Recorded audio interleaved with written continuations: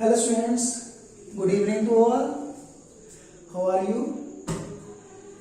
देखिए, आज हम जो टॉपिक स्टार्ट करने वाले हैं वो हम स्टार्ट करने वाले हैं nth term of an AP. मतलब कि अगर हमारे पास कोई एपी है, उसकी हम कोई भी टर्म फाइंड कर सकते हैं, तो उसके लिए रूल क्या है, ठीक है, उसके लिए क्या फॉर्मूला हम यूज करेंगे, क्या रूल यूज करेंगे, that is nth term of an AP. For example, पहले हम एग्जाम्पल समझते हैं कि मान लीजिए मेरे पास है 2, 4, 6, 8, 10, ठीक है, ये मैंने बिल्कुल सिंपल एपी ली है। जैसे इसकी फर्स्ट टर्म है A1, सेकेंड टर्म है A2, थर्ड टर्म है A3, फोर्थ टर्म है A4, फिफ्थ टर्म है A5, ठीक है। अगर ये हमारे पास टर्म्स हैं तो आप मुझे बताइए इसकी 10th टर्म क्या बनेगी। ऑब्वियसली 1 है तो 2 आ रहा है, 2 है तो 4 आ रहा है, 3 है तो 6 आ रहा है, ठीक है। तो आप बोलोगे जी 20 आएगा, क्लियर। इस केस में हमने इजिली टर्म इसकी फाइंड कर ली। अगर मेरे पास कोई नंबर आ जाए 121, 125, 129, ये लिस्ट आ गई नंबर की। अगर मैंने इसकी अब 20th टर्म फाइंड करनी हो, ठीक है, ये इसकी फर्स्ट टर्म है, ये इसकी सेकंड टर्म है, ये इसकी थर्ड टर्म है ना। तो कौन से नंबर पे 20th नंबर पे कौन सी टर्म आएगी, ठीक है। तो उसके लिए हमारे पास देखो करना डिफिकल्ट हो गया, सोचना डिफिकल्ट हो गया, तो उसके लिए हम सोचेंगे नहीं, उसके लिए हम अप्लाई करेंगे nth term of an AP, ठीक है। उसके लिए हम क्या अप्लाई करेंगे, nth term of an AP. अब देखिए nth टर्म का फॉर्मूला क्या है। देखिए nth टर्म का फॉर्मूला क्या है, हम ड्राइव भी कर लेते हैं। देखिए जैसे हमारे पास स्टैंडर्ड फॉर्म है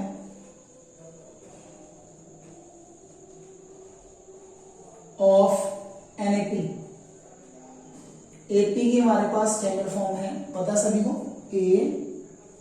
ए plus B, A plus 2d, A plus 3d and so on, ठीक है। तो यहां पे ये है आपकी T1 टर्म 1, ये आपकी है टर्म 2, ये आपकी है टर्म 3, ये आपकी है टर्म 4। हम इसको A1, A2, A3, A4 भी लिख सकते हैं, ठीक है। T फॉर टर्म, A का मतलब भी टर्म ही है, बट 1 क्या रिप्रेजेंट करेगा, फर्स्ट टर्म, A2 का मतलब सेकंड टर्म, A3 का मतलब थर्ड टर्म, ठीक है। अब देखिए यहाँ पे एक पैटर्न है बड़ा सिंपल सा।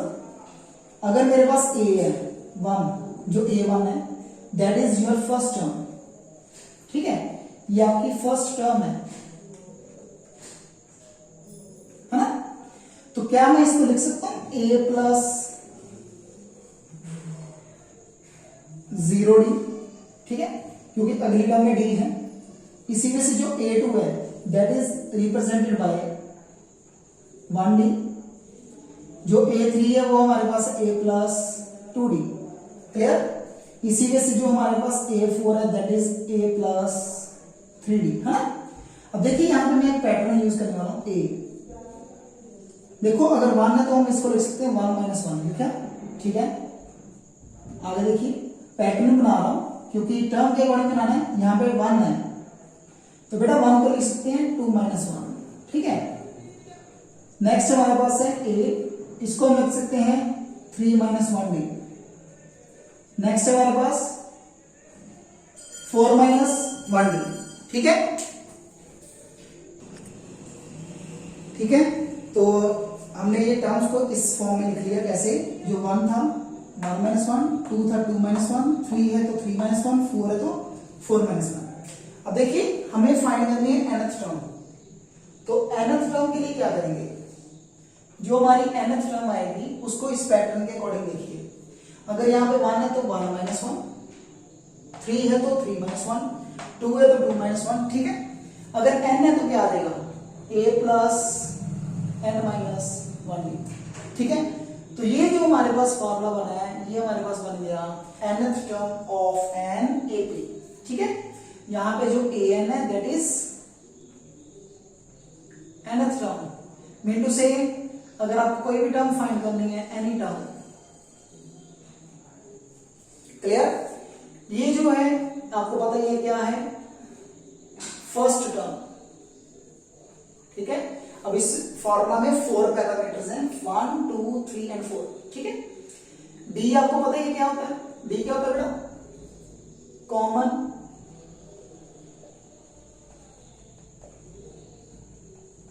डिफरेंस, ठीक है।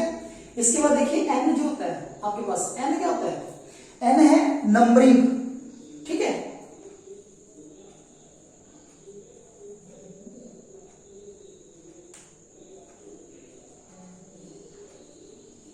ऑफ टर्म, जहां हम ऐसे भी बोल सकते हैं नंबर ऑफ टर्म्स, ठीक है। ये कई बार नंबरिंग को भी रिप्रेजेंट करता है और नंबर ऑफ टर्म्स को भी रिप्रेजेंट करता है, ठीक है। मतलब मान लीजिए मेरे पास 1 2 3 4 ऐसे है, 100 है, तो आपने बताना कि ये 100 कौन से नंबर पे टर्म है, 100 नंबर जो टर्म आ रही है कौन से नंबर पे है, ठीक है। जहां इस एपी में टोटल कितनी टर्म्स है, तो उसको हम रिप्रेजेंट करते हैं बाय एन, ठीक है, क्लियर, समझ में आया। वेन से पोजीशन, किसी भी टर्म की पोजीशन कौन सी है, उस पोजीशन पे कौन सी टर्म आई, दैट इज एन, ठीक है, क्लियर। अब इसके लिए देखिए हमारे पास एक बड़ा सिंपल सा टेबल होता है, जैसे एग्जांपल है सॉल्व करने के लिए। फॉर एग्जांपल जैसे हमने एक एग्जांपल ली थी, find 21st term of an AP 121, 125, 129 and so on, ठीक है। तो देखिए सॉल्यूशन में सबसे पहले आपको बेटा जी ये क्वांटिटीज में से, इन तीनों चारों क्वांटिटी में से 3 क्वांटिटीज गिवन होंगी, ठीक है। देखिए कैसे, जैसे आपको पता है 121 है, it is a, clear. D कैसे फाइंड करते हैं,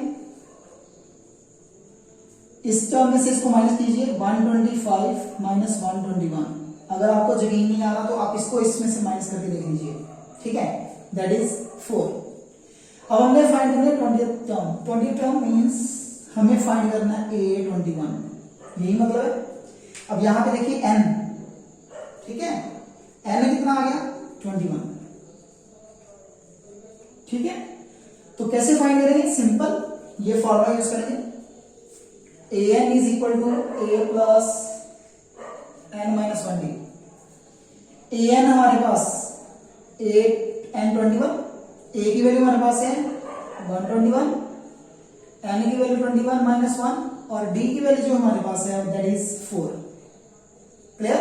now it become 121 plus 20 into 4, तो ये जो हमारे पास आंसर बनेगा वो बनेगा 121 प्लस 80, तो ये हमारे पास बन जाएगा 10 यानी कि 201, ठीक है। इसकी जो A21 21st टर्म बनेगी वो बन जाएगी 201, क्लियर है।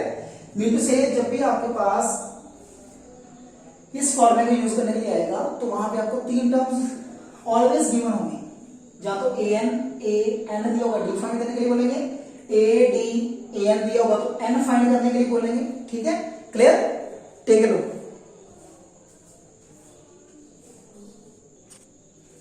ओके बेटा, look at example number 2, another example related to nth term. Which term of NAP 21, 28, 35 is 147? मतलब ये हमारे पास AP है, इसमें कोई ना कोई टर्म आएगी 147, उसकी पोजीशन कौन सी है, ठीक है, विच टर्म। तो देखिए सबसे पहले आपको मैंने बोला था कि हमें 4 टर्म्स गिवन होती हैं, उसमें से 3 गिवन होगी, एक अननोन होगी, उसको हम फाइंड करेंगे, ठीक है। देखिए यहाँ पे जैसे है which term of AP, which term of AP means which term, कौन सी टर्म, कौन से नंबर वाली टर्म, दैट इज एन हमें फाइंड करना है, ठीक है। इसके बाद देखिए ए हमें दिया हुआ है 21, डी कैसे फाइंड करेंगे, 21 में से 28 में से 21 माइनस कर दिए, हमारे पास आ जाएगा 7, ठीक है। और लास्ट टर्म यानी कि हमें दी हुई है 147, ठीक है। आप इसको टीएन भी लिख सकते हो एज योर विश, और some time it can be written as last term, ठीक है, तो वो हम बाद में बात करेंगे, क्लियर, ठीक है बेटा, समझ में आया। अब हम यहां पे फाइंड करेंगे एन की वैल्यू, तो उसके लिए देखिए फॉर्मूला यूज करेंगे एन का, n is equal to a plus n minus 1d, ठीक है। तो एन इज 147, ए इज 21, ठीक है। एन हमने फाइंड करना है, डी की वैल्यू हमारे पास है 7, तो कैलकुलेशन आपकी जैसे मर्जी कर सकते हो, आपके ऊपर डिपेंड करता है। तो मैं यहाँ पे क्या करने वाला हूँ, कुछ स्टेप अप्लाई करने वाला हूँ, सिंपल हो जाएंगे। आप इसको अंदर मल्टीप्लाई भी कर सकते हो, ठीक है, फिर ओपन करके राइट साइड को कैलकुलेट करके फिर इधर करो। मैं ऐसे कर रहा हूँ 21 माइनस कीजिए। अगर आप 21 माइनस कर देते हो, इधर आके माइनस हो जाएगा, तो ये हमारे पास मिल जाएगा 126। क्लियर। अब देखिए ये मल्टीप्लाई है, ये पूरी टर्म इसके साथ मल्टीप्लाई, ये 7 इधर मल्टीप्लाई, डिवाइड कर दीजिए 126 डिवाइडेड बाय 7। तो जब आप इससे डिवाइड करोगे तो ये आपके पास जो बनेगा वो क्या बनेगा, 7 1 7, 5 6, 7 8 56, ठीक है, n माइनस 1, ठीक है। अब देखिए इस n की जो 1 वैल्यू है, 1 को इधर ले आइए, तो ये आपके पास बन जाएगा 90, ठीक है जी। तो कौन सी टर्म बनेगी, 19th term. 19th term is 147। Clear, ठीक है बेटा, टेक ए लुक।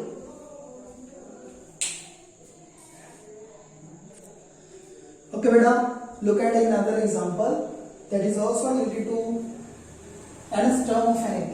देखिए इस केस में क्या है, हमने फाइंड करनी है मिसिंग टर्म्स।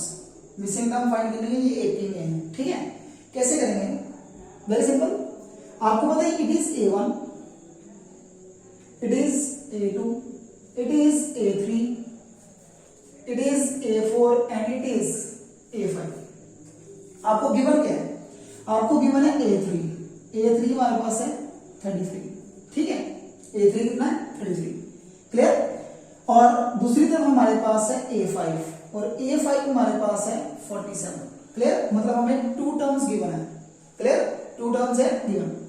अब देखिए सबसे पहले अगर ये हमारे पास A3 है, तो आपको पता है AN का फॉर्मूला होता है A plus N minus 1D, ठीक है। तो मुझे A3 फाइंड करना है, यहां पे मैं 3 फिल करूंगा, या 3 प्लस 3 माइनस 1 कितना होता है 2D, ठीक है। तो मैं इसको लिख सकता हूं A प्लस 2D, क्लियर। इसको मार्क कर लेंगे इक्वेशन नंबर 1, ठीक है। अब इसी वजह से A5 है, तो बताइए A5 को क्या लिख सकते हैं, यहां पे 5 फिल कीजिए, तो 5 माइनस 1 कितना होता है,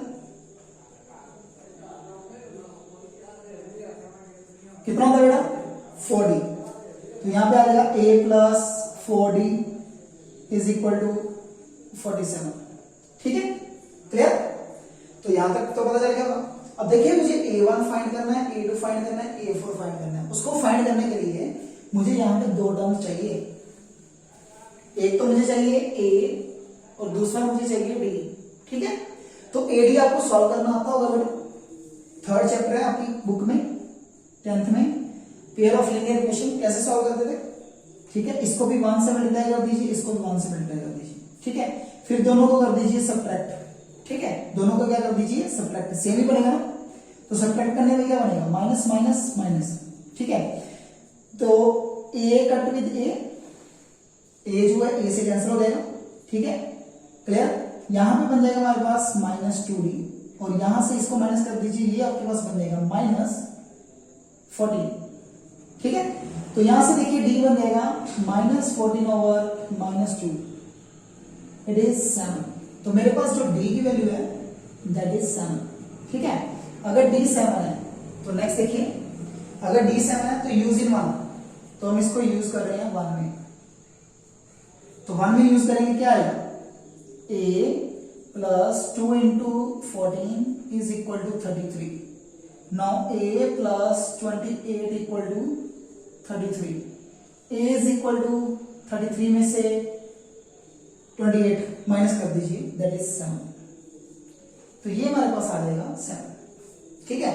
हमारे पास D भी 7 है और A भी क्या है 7, ठीक है। तो A भी 7 है, D भी 7 है, तो व्हाट इट मीन्स कि जो हमारे पास फर्स्ट टर्म बनेगी, आपको पता है फर्स्ट टर्म क्या होती है, फर्स्ट टर्म क्या है आपके पास यहां पे बोलिए, ठीक है।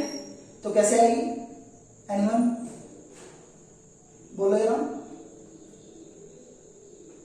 ठीक है। ध्यान से देखिए फिर से एक बार, इतना ही बनता है हमारे पास क्या नहीं,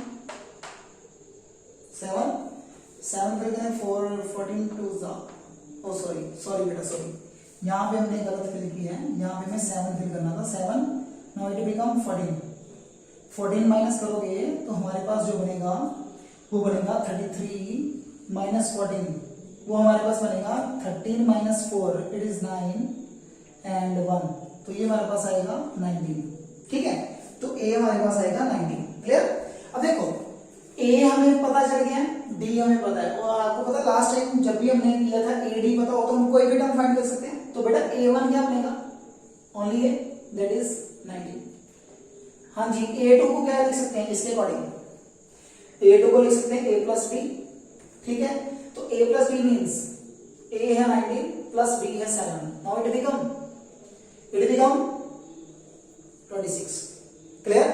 अब मुझे फाइंड करना है a4, तो a4 कैसे फाइंड करेंगे बेटा, a प्लस 4 माइनस 1 3, तो नाउ a इंटू 3 इंटू 7, तो a हमारे पास 19 है, d है 7, तो 19 plus 21, now it become 0 and 4।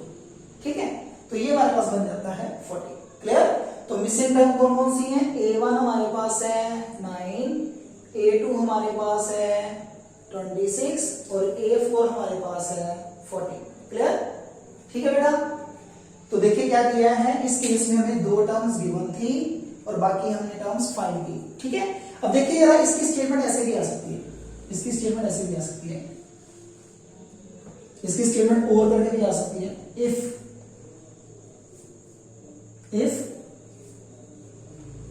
Third term and fifth term of an AP are 33 and 47 respectively. Find fourth term, ठीक है, सेकंड टर्म, कोई भी टर्म फाइंड करने के लिए बोल सकते हैं। ठीक है जी, क्लियर? तो ये ऐसे भी सम बन सकता है। क्लियर? तो आप इसको इसी वे से करोगे, थर्ड टर्म गिवन है, third term means a3, fifth term means a5। Clear? तो बाकी करने का तरीका सेम। ठीक है बेटा, टेक ए लुक।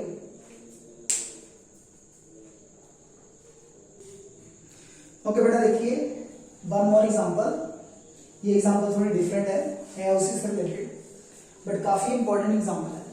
देखिए, find 10th term from the end. हमने 10th टर्म फाइंड करनी है, मतलब हमने फाइंड करना है 8n but from the last. Simple 8n नहीं फाइंड करना, लास्ट से करना है।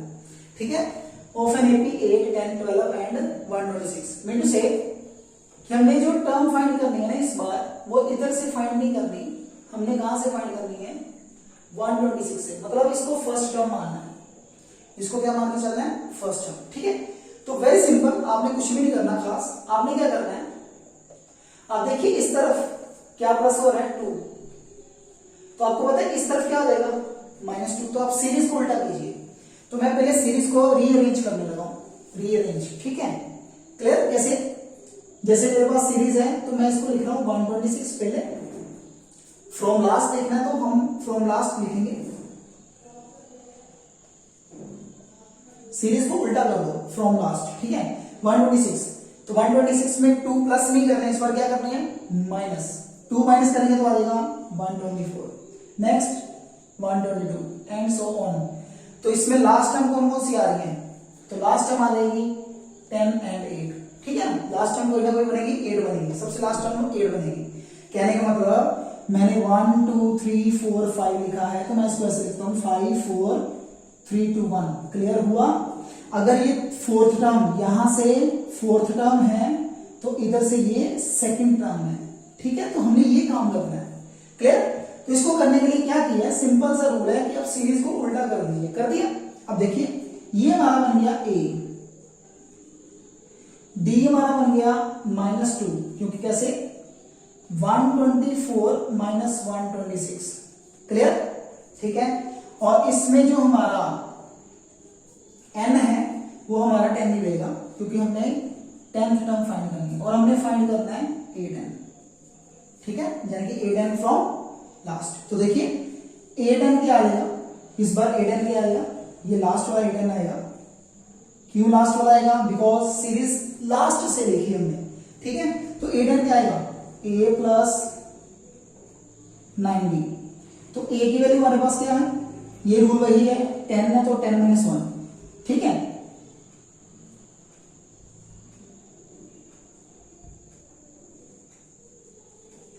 क्लियर, तो n की वैल्यू 10, a10, a की वैल्यू आ जाएगी 126, n की वैल्यू 10 माइनस 1 9d बन जाएगा, और d की वैल्यू हमारे पास आएगी कितनी है बेटा, d की value it is -2। Now it become 126 minus 18, और 18 माइनस कर दीजिए 126 में से, तो 126 में से 18 माइनस करोगे, 6 में से 8 जाएंगे तो हमारे 16 में से 8 जाएंगे तो 8, और 1 में से 1 जाएगा तो 0, तो ये हमारे पास बन जाएगा 108, ठीक है। तो last 10th term from the last क्या बनेगी, therefore 10th term from last क्या बन जाएगी 108, ठीक है। तो ये तो था हमने अंडरस्टैंडिंग वाला कंसेप्ट कर लिया, ठीक है। एक हमारे पास डायरेक्ट फॉर्मूला भी है, आप फॉर्मूला भी लिख सकते हो, इसका फॉर्मूला भी है, फॉर्मूला, ठीक है, कि nth टर्म फ्रॉम लास्ट, इसके लिए direct formula L minus n minus 1d। मतलब अगर आपने सीरीज को उल्टा नहीं करना तो आप डायरेक्ट फॉर्मूला अप्लाई कर सकते हो, यानी कि 8 10 12 और 126 को लेके, ठीक है। इसके लिए आपने फॉर्मूला को, सीरीज को उल्ट नहीं करना, वो मैंने क्रैमिंग नहीं करवाई, मैंने को अंडरस्टैंडिंग दी है कि हम इधर से काउंटिंग करने के बजाय यहां से काउंट करना स्टार्ट कर देंगे, ठीक है। अब देखिए, तो L की वैल्यू कितनी है, L is last term, L is last term, that is 126। N की वैल्यू हमारे पास वही 8 10 फाइंड करना है, तो 10 आ जाएगा -1। D की वैल्यू, इस केस में सिंपल D की वैल्यू क्या है, A हमारे पास था 8, D हमारे पास था 2, L था हमारे पास 126 और N है 10, ठीक है। तो इस केस में इसकी वैल्यू क्या आएगी 2।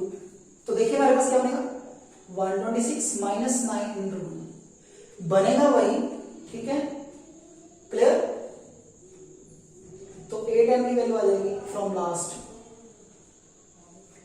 ठीक है। क्या बन जाएगी बेटा जी 108। सेम, मतलब कान इधर से पकड़ लो या ऐसे पकड़ लो, बोथ हैव सेम मीनिंग, ठीक है जी। क्लियर हुआ। अगर आपने सीरीज को उल्टा करना है तो सिंपल फॉर्मूला याद नहीं करना, ठीक है, ऑलरेडी आपको पता है ए एन किसके इक्वल होता है, ए प्लस एन माइनस 1d। अगर लास्ट टर्म का लगाना है L minus N minus 1d भी लगा सकते हो, नो प्रॉब्लम, ठीक है जी। दोनों सॉल्यूशन कर सकते हो आप, क्लियर, ठीक है बेटा, ओके। टेक ए लुक, देखो बेटा another example, which term of an AP 5,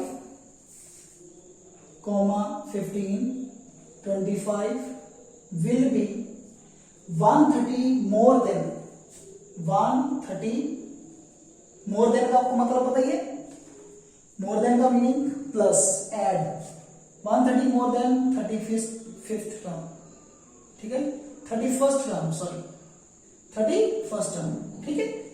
मतलब हमने ये चेक कर रहे हैं कि n की वैल्यू क्या होगी, n की वैल्यू क्या होगी इस एपी के लिए जिसका a है 5 और d है हमारे पास 15 माइनस 5 यानी कि 10, ठीक है।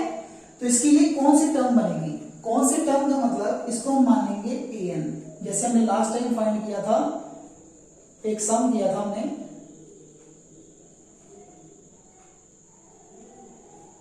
थर्टी फर्स्ट टर्म का मतलब है ये 31, ठीक है। मतलब हमें देखिए फिर से वही 4 वैल्यूज गिवन है, मैंने आपको पहले बताया था कि हमें 4 वैल्यूज गिवन होती हैं, बाकी फाइंड करनी होती है, तो बस ये चीज का ध्यान रखना है।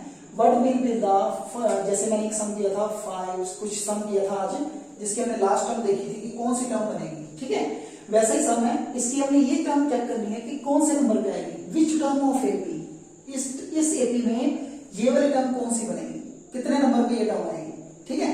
तो उसके लिए हमने इसको n मान लिया, a हमें गिवन है, d हमें गिवन है, ए एन भी गिवन ही है, ठीक है।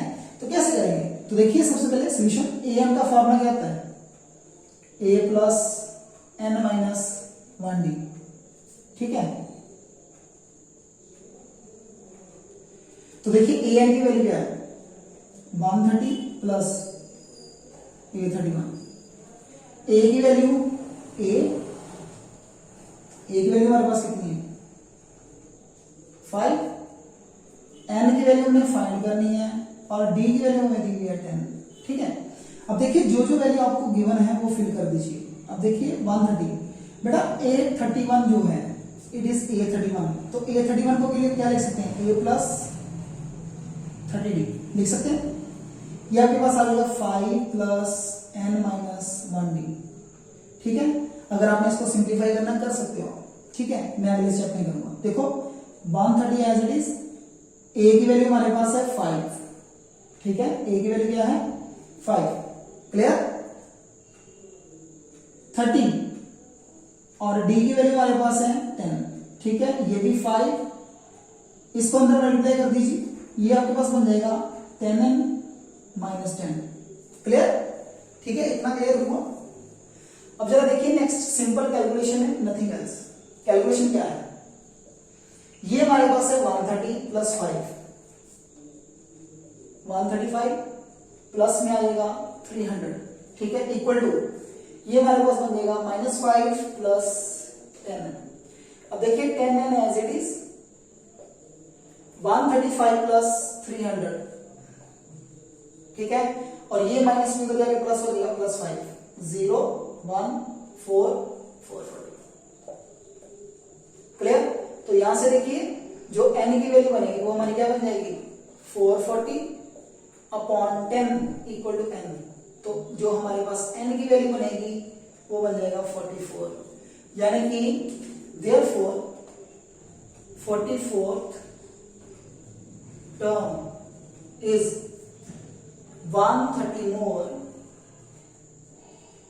than 31st टर्म, ठीक है, कि जो 44 नंबर पे टर्म बनेगी, जो 44 नंबर पे टर्म बनेगी, क्लियर, वो क्या बनेगी 130 मोर बनेगी, किससे, इससे, ठीक है जी, क्लियर। तो 44th टर्म जो बनेगी वो 130 मोर बनेगी 31st टर्म से, क्लियर है, ठीक है बेटा, take a look.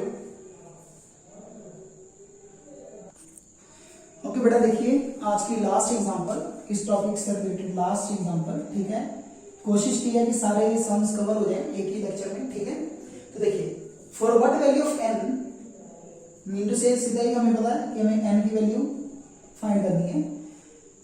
The nth term of 2 APs, मतलब हमें 2 APs गिवन है, first one is this and second one is this, ठीक है।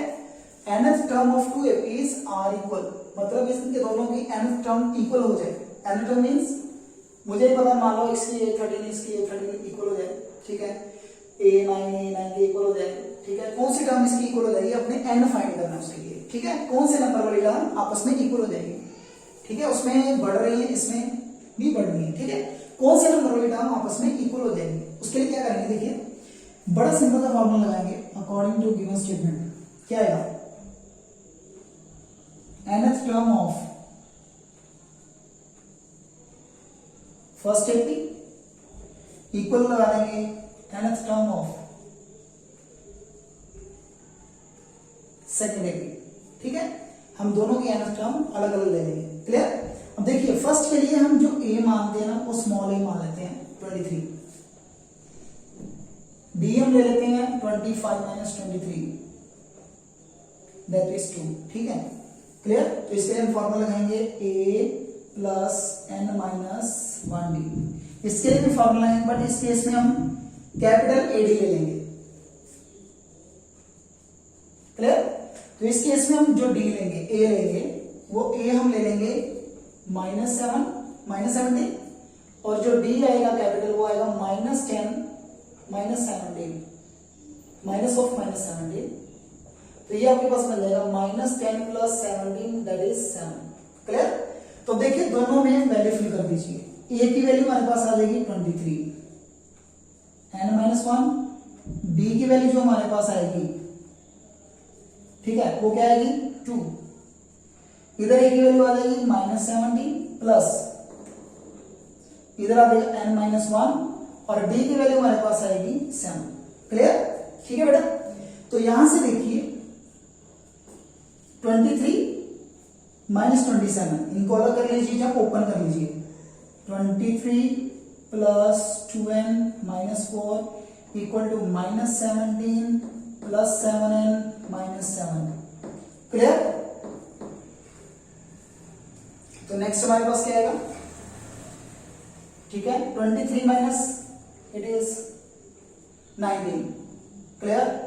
प्लस में आ जाएगा 2n is equal to -17 minus 7, तो ये आपके पास बन जाएगा -24 एंड प्लस 7n। अब देखिए यहां पे n वाले terms 2n minus 7n equal to -24 minus 19। Clear? It become -5n। Now it become 9 4 3। ठीक है, 1 कैरी। देखिए यहां पे कोई गड़बड़ी हुई है, प्रॉपर डिवाइड होना चाहिए। ठीक है, चलो मैं ये काम आपके लिए छोड़ रहा हूं यहां से। ठीक है, तो आप मुझे इसका आंसर कमेंट करके जरूर बताइए। ठीक है, इसकी n की वैल्यू क्या बनती है, आप इसको सिंप्लीफाई कीजिए और बताइए कि n की वैल्यू क्या बनती है इस केस में। ठीक है जी, क्लियर? ओके बेटा, उम्मीद है आपको ये वीडियो समझ आ गया होगा, कि टॉपिक समझ आ गया होगा। ठीक है, क्या किया हमने, nth टर्म ऑफ एपी और उससे रिलेटेड प्रॉब्लम्स किए। क्लियर? ओके बेटा, गुड नाइट, बाय बाय।